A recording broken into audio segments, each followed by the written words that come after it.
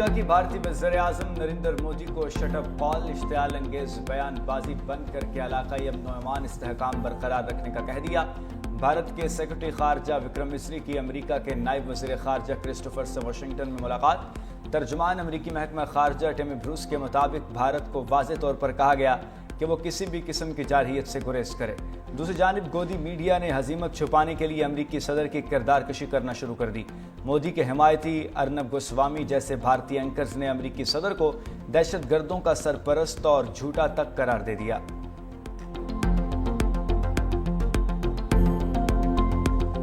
India tried to weaponize Indus Water Treaty, which is a lifeline for the people of Pakistan, 240 million people, to stop our flow of water to Pakistan.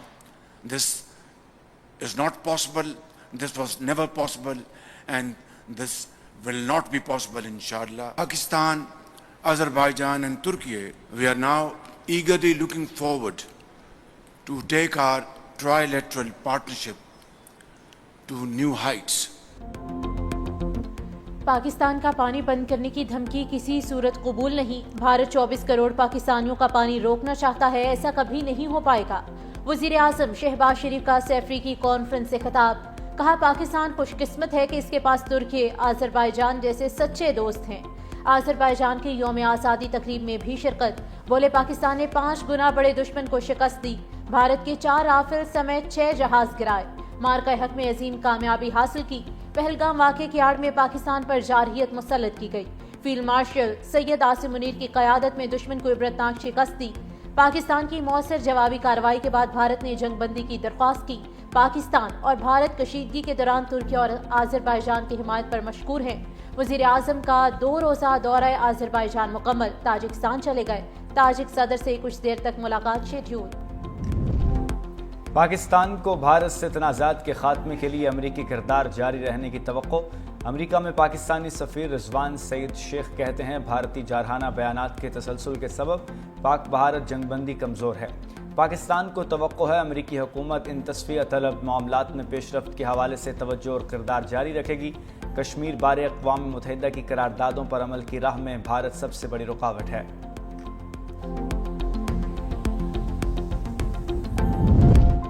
Pakistani بیانیہ اجاگر کرنے کا mission, سفارتی محاذ پر سرگرمیاں تیز۔ بلاول بھٹو زرداری کی قیادت میں پارلیمانی وفد کل امریکہ روانہ ہوگا۔ بلاول بھٹو زرداری کی قیادت میں وفد 2 جون تک نیو یارک میں موجود ہوگا۔ پاکستانی وفد 3 جون کو واشنگٹن میں ملاقاتیں کرے گا۔ وفد عالمی فورمز پر پاکستان کا موقف بھرپور انداز میں پیش کرے گا۔ بھارتی جارحیت، مسئلہ کشمیر اور اقتصادی ترقی ایجنڈے میں شامل۔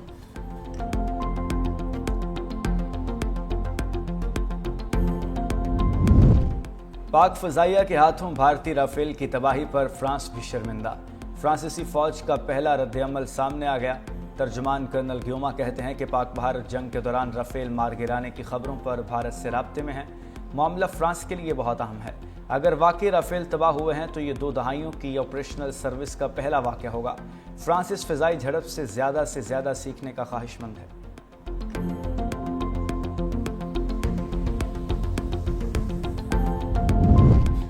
صدر آصف علی زرداری سے پیپلز پارٹی جنوبی پنجاب کے وفد کی ملاقات۔ چودھری زکا اشرف، ممتاز علی چانگ، مخدوم شہاب الدین اور رکن قومی اسمبلی مخدوم طاہر نے صدر کو درپیش مسائل اور دیگر امور سے آگاہ کیا۔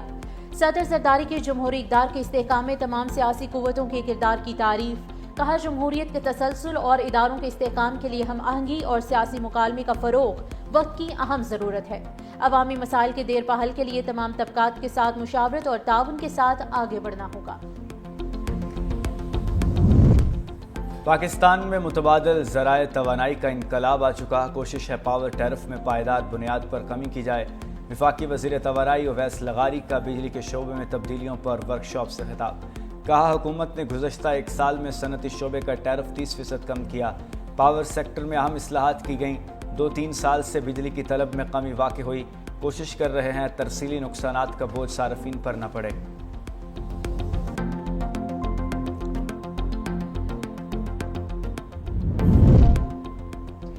پاکستان ڈیجیٹل انقلاب کے لیے تیار، پہلا اسٹریٹجک بٹ کوائن ریزرو قائم کر دیا۔ پاکستان 2000 میگا واٹ بجلی کرپٹو اور AI کو دے گا۔ پاکستان کرپٹو کونسل کے CEO بلال بن ثاقب کا لاس ویگس میں خطاب، کہا پاکستان میں 4 کروڑ کرپٹو والیٹس ہیں۔ ڈیجیٹل اثاثہ جات کے لیے نیا ریگولیٹری ادارہ قائم کیا گیا ہے۔ پاکستان اب ماضی کا قیدی نہیں بلکہ ٹیکنالوجی کا مرکز ہے۔ ہم یہاں خواب نہیں حقیقت بنا رہے ہیں۔ صدر ٹرمپ کو امن اور کرپٹو اپنانے پر خراج تحسین پیش کرتے ہیں۔ سپریم کورٹ میں ججز ٹرانسفر کیس کی سماعت، جج کے تبادلے سے سیٹ خالی نہیں ہو سکتی۔ جج کی مستقل ٹرانسفر سے آرٹیکل 175 غیر مؤثر ہو جائے گا۔ آرٹیکل 200 کے تحت صرف عبوری ٹرانسفر ہو سکتا ہے۔ مستقل تقرری صرف جوڈیشل کمیشن کر سکتا ہے۔ جسٹس محمد علی مظہر بولے، موجودہ ججز ٹرانسفر کیس اپنی نوعیت کا پہلا مقدمہ ہے۔ آرٹیکل 175 کے تحت نئی تقرری ہو سکتی ہے۔ نئی تقرری اور تبادلے کے معنی الگ الگ ہیں۔ جسٹس محمد علی مظہر نے کہا، عدالت کے سامنے آئینی اور قانونی نقطے کی تشریح کا معاملہ ہے۔ تبادلہ کے معاملے 3 چیف جسٹسز، ہر چیز ایگزیکٹو کے ساتھ ہوگی۔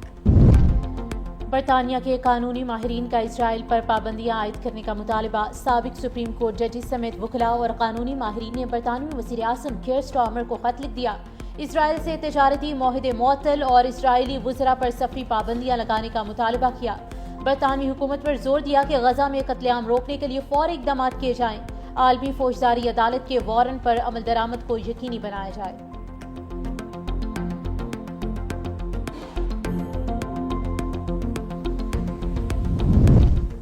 ایکس کے مالک ایلون مسک نے ٹرمپ انتظامیہ کو خیر آباد کہہ دیا۔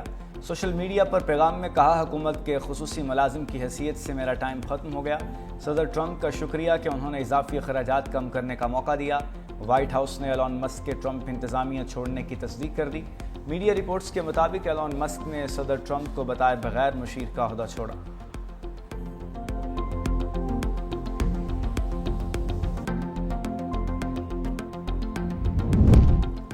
گلگت بلتستان کے سرکاری اسکولوں کے اساتذہ کا وزیر تعلیم سمیت ڈائریکٹوریٹ آف ایجوکیشن کے دفاتر کا گھیراؤ۔ خواتین اساتذہ کی بڑی تعداد بھی موجود۔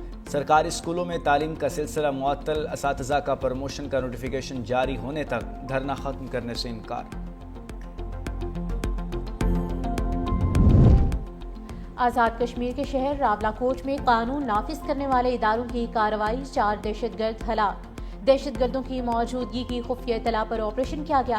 فائرنگ کے تبادلے میں 2 پولیس اہلکار بھی شہید ہو گئے۔ وزیر داخلہ محسن نقوی کا آپریشن کے دوران شہید ہونے والے اہلکاروں کو خراج عقیدت، کہا شہید ہونے والے پولیس اہلکاروں کو سلام پیش کرتے ہیں۔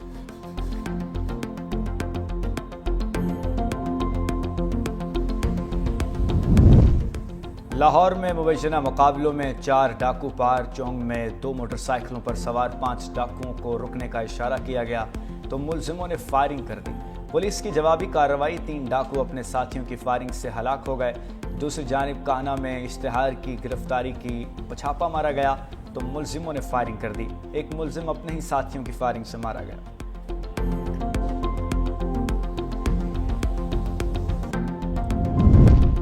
اسلام آباد کے تھانہ شہزاد ٹاؤن کی حدود میں پولیس پارٹی پر فائرنگ، 2 ڈکیت اپنے ہی ساتھیوں کی فائرنگ سے ہلاک۔ دونوں ڈاکو ASI کو شہید اور کانسٹیبل کو زخمی کرنے میں ملوث تھے۔ پولیس ٹیم گرفتار ڈاکوؤں کو ریکوری کے لیے لے کر گئی تو ان کے ساتھیوں نے فائرنگ کر دی۔ دونوں ڈاکو اپنے ہی ساتھیوں کی فائرنگ سے شدید زخمی ہو گئے۔ ہسپتال لے جاتے ہوئے دونوں دم توڑ گئے۔